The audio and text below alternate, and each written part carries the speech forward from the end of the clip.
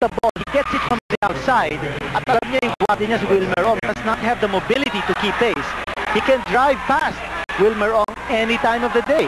Ang nangyayari dito, Kinito, itong foul ni Ong na ito, ang 15th foul ng Ginebra San Miguel. Isa pa rin ito. Oh, but this is a traveling violation. Yes, one more, Gins will be over the limit. Break for the Ginebra San Miguel. Well, kanina sinabi natin yung galaw ni Alvin Pachamon coming from the outside. Kasi tumagbong sa double team siya, and PJ Fall loaded to throw. Ito na naman si Alvin. Now, of course, he was met now by the double team of Val David.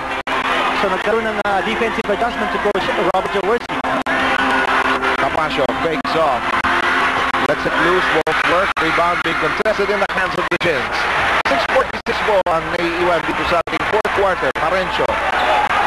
Si Sonny Jaworski sa sideline. Nagbibigay rin ng instruction. Narito si 5. PP hit shot. Sidon. Bilabas kay Parencio. Quick release. Sidon. Short. Last si Alvin. Last si Alvin.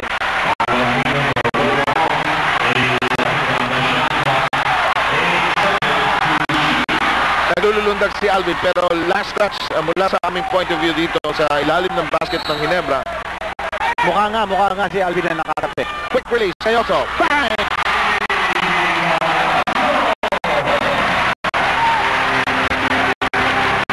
Dapat ito maging adrenaline dancer na rin. Pero naman na adrenaline, 79-78. Again, it's Alvin Pachamon on the other. He got the double team. Had to shoot it from the outside. Nakita niya, pumapasok na yung double team. Again, it's Patrimonio. Ginawag ng first option. Eto na naman si Alvin. Naipit si Alvin, labas ni Evangelista. He was bothered. He was bothered by the defense of Val David. Dinulo lang siya ni Val David. Eto na si Val David. Sumisigsa na naman. Natin si Marlo Aquino sandali. May foul sa baba. May foul sa baba.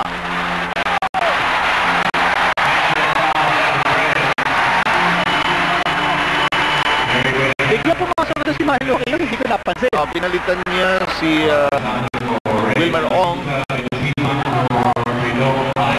Ever season is back in the game.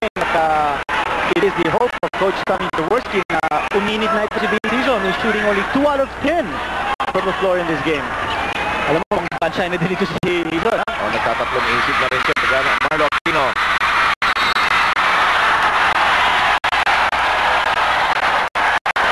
Ball will stay with the Gins. Philip Cesar, one of the assistants of Sonny Jaworski, telling Marlo, kapit sa bola. Easier said than done. Tatlo-apat yung mantay mo, but I know what Philip is trying to say. But siguro yung ginagawa ngayon ng Pure Foods kay Marlo Aquino, every time he gets the ball at low post, yan din dapat ang gawin ng Ginebra San Miguel kay Alvin Patrimonio, the other end. Exactly. Pag makuha ni Alvin yung bola, dapat they must clamp down. Because yan ang first option of offense ng Pure Foods. Samantala, narito si Hison, si File, hini-hini ang bola, double team kay File, labas kay Val David, step in, Paco on the second foul.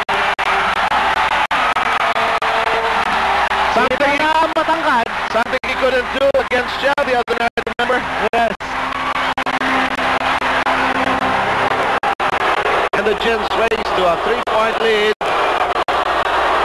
Patrimonio na playing the low post. He's up against big man.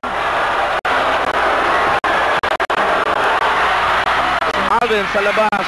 Jerry. Balik kay Alvin. Alvin, trap. Forced to kick it outside. No need to rush. They have 90 on the shot clock. Again, hindi makapasok yung Pure Foods because of the Twin Towers. So, po sila sa labas. Just out. 4:49 remaining.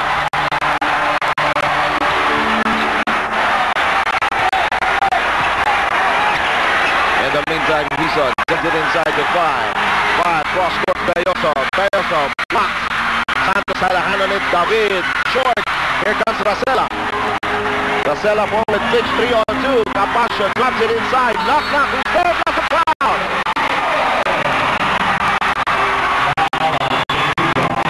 Hison giving us a foul too late. Pure Foods taking advantage again. Transition basket coming from Pure Foods.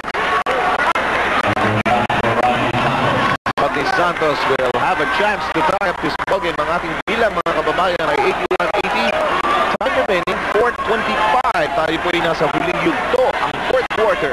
The chances ng Pure Foods will get better when the ball is moving fast. Yes. Yes. Kung nakakatakbo itong Pure Foods, they are able to get transition basket. At hindi nakakababa sa depensa, ito sina Marlo at saka sina Jay. Ika-anim na red block na tayo, mga kaibigan. 81 all, 4:19 to go.